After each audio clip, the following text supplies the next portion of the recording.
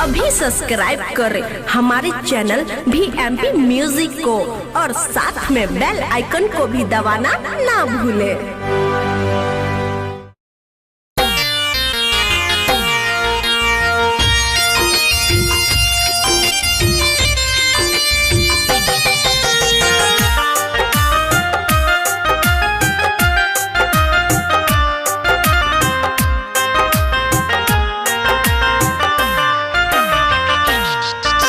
सुना हो भैया सुना चाची एगो अमर कहानी, कितनों ने दिए थे आके यहाँ पे कुर्बानी।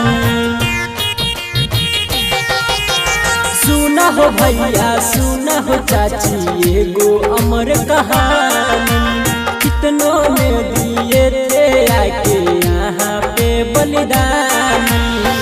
देशवा आजाद कराए थे, देशवा आजाद कराए थे भाई, कितनों ने जानेगा गवाए थे भाई, कितनों ने जानेगा गवाए थे।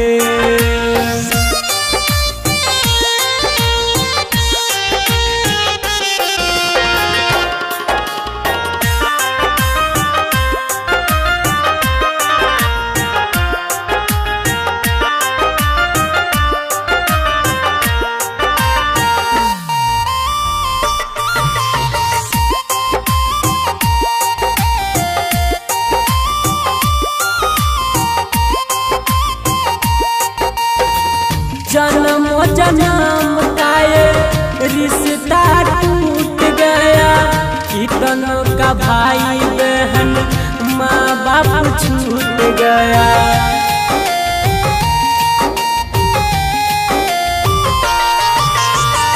जन्म जन्म का रिश्ता टूट गया, कितनों का भाई बहन माँ बाप छूट गया।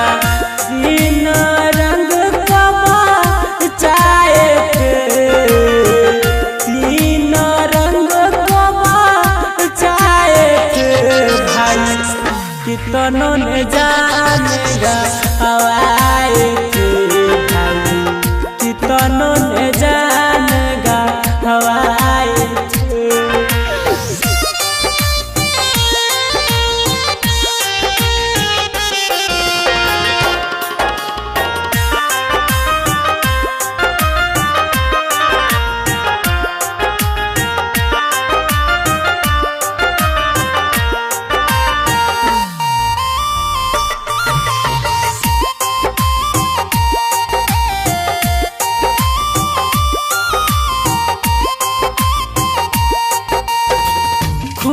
सलत पर था सब कोई, कितनों ने खाए थे चेहरे पे गोली।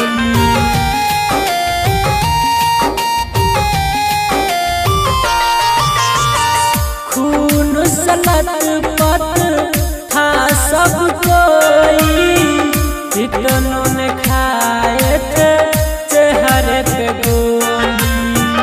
हिंद का नारा गाए थे, हिंद का नारा गाए थे भाई, कितनों ने जानेगा हवाए थे भाई, कितनों ने जानेगा हवाए थे।